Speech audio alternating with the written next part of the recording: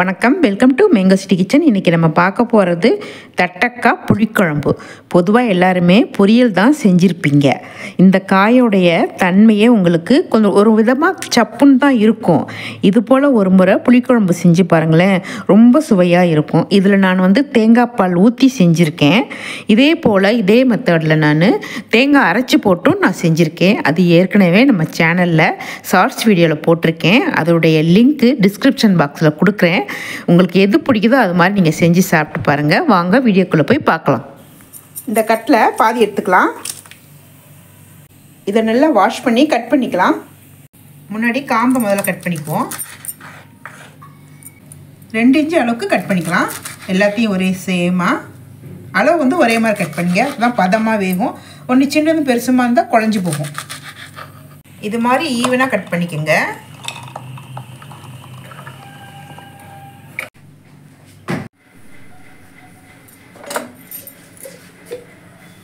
வடை சட்டி வச்சு 1 ஸ்பூன் விளக்கெண்ணெய் போட்டுக்கலாம். 3 ஸ்பூன் நல்லெண்ணெய், கடுகு 1/2 ஸ்பூன், சோம்பு 1/4 ஸ்பூன், வெந்தயம் 1/4 ஸ்பூன், வரமிளகா 1, பச்சை மிளகா 1 2 கட் பண்ணியிருக்கேன். காரமாக இருந்துச்சுன்னா முழுசாக போட்டுருங்க. கருவேப்பிலை ஒரு இருக்கு, பெருங்காயத்தூள் கொஞ்சம், சின்ன வெங்காயம் 10 சின்ன வெங்காயம் பொடி பொடியாக நறுக்கியிருக்கேன், அதையும் போட்டுக்கலாம். தேவையான அளவு கல்லுப்பு, பூண்டு ஒரு 6 பல்லு பூண்டு, அதையும் பொடி பொடியாக கட் பண்ணியிருக்கேன், அதையும் போட்டுக்கலாம். நல்லா வணக்கி விட்டுப்போம். நல்லா வணங்கட்டும். உப்பு போட்டிருக்கோம் இல்லையா, நல்லா வணங்கி வரும். இது காரமான வரமிளகா, அதனால் முழுசாக போட்டிருக்கேன். காரம் இல்லைன்னா உடச்சி போடுங்க, நல்ல ஒரு வாசமாக இருக்கும். தக்காளி மீடியம் சைஸு 2 கட் பண்ணி வச்சுருக்கேன், அதை போட்டுக்கலாம். பெரிய தக்காளியாக இருந்தால் 1 போட்டு விடுங்க. இதையும் வணக்கி விட்டுக்கலாம். தக்காளி நல்லா மூடி போட்டு வணக்கி விடுங்க. நல்லா வணங்கி கொடுக்கட்டும், அப்போ தான் டேஸ்ட்டாக இருக்கும் நமக்கு. தக்காளி நல்லா மசிஞ்சு வெந்துருச்சு. நல்லா இந்த மாதிரி வேக விட்டுக்கோங்க. இப்போ வர்ற தக்காளிலாம் நல்லா வேக மாட்டேங்குது. மிளகாத்தூள் 1/2 ஸ்பூன், தனி மிளகாத்தூள் வீட்டில் அரைச்சிது. நீங்கள் வெளியே வாங்கினீங்கன்னா காரம் பார்த்துக்கிட்டு போடுங்க. 3 ஸ்பூன் மல்லித்தூள். நல்லா இதில் நல்லா வணக்கி விட்டுக்குவோம். இந்த பச்சை வாசம்லாம் போய் நல்லா சூப்பராக இருக்கும். 150 கிராம் கட் பண்ணி வச்சுருந்த தட்டைக்காயை போட்டுக்கலாம். போட்டு நல்லா கிளறி விட்டுக்குவோம். இந்த காய் சீக்கிரமாக வெந்துருங்க, பார்த்து வேக வச்சுக்கணும். அதே மாதிரி காரம் ரொம்ப எடுத்துக்காது இந்த காய். இந்த குழம்பு செய்யும்போது காரம் மட்டும் பார்த்து போட்டுக்கணும். எலுமிச்சை அளவு புளி எடுத்து கரைச்சி வச்சுருக்கேன், அதை அப்படியே நம்ம இதில் ஊற்றிக்கலாம்.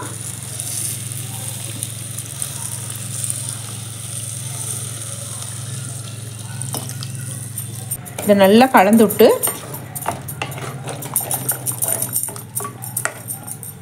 மூடி போட்டு வேக விட்டுக்கலாம். அது வேகிறதுக்குள்ளே இன்னொரு அடுப்பில் ஒரு சின்ன வடைச்சட்டி வச்சுருக்கேன். 1 ஸ்பூன் எண்ணெய் போட்டுக்கலாம். மிளகு 1/2 ஸ்பூன், ஜீரகம் 1/2 ஸ்பூன், பூண்டு பல்லு 2 நசுக்குனது, 4 சின்ன வெங்காயம் 2 கட் பண்ணுது, கருவேப்பிலை ஒரு இருக்குது. இது எல்லாத்தையும் நல்லா வணக்கி விட்டுக்கலாம்.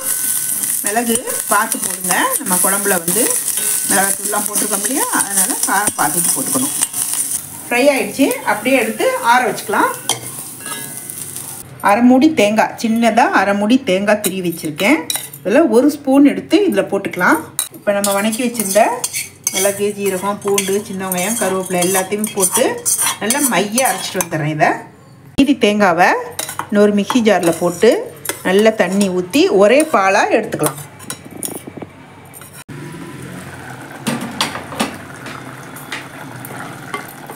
காய் நல்லா வெந்துருச்சு, சீக்கிரமாக வெந்துடும் இந்த காய். இப்போ நம்ம அரைச்சி வச்சுருக்க மிளகு ஜீரக கலவையை அப்படியே ஊற்றிக்கலாம். அப்படியே ஒரு கொதி வரட்டும். நல்லா கொதிச்சிருச்சு. இப்போ நம்ம அரைச்சி வச்சுருந்த எடுத்து வச்சுருந்த தேங்காய் பாலை ஊற்றிக்கலாம்.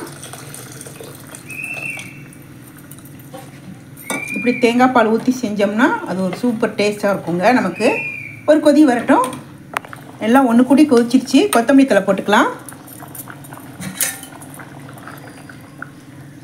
ரெடி ஆகிட்டு சர்விங் பவுல் எடுத்துக்கலாம்.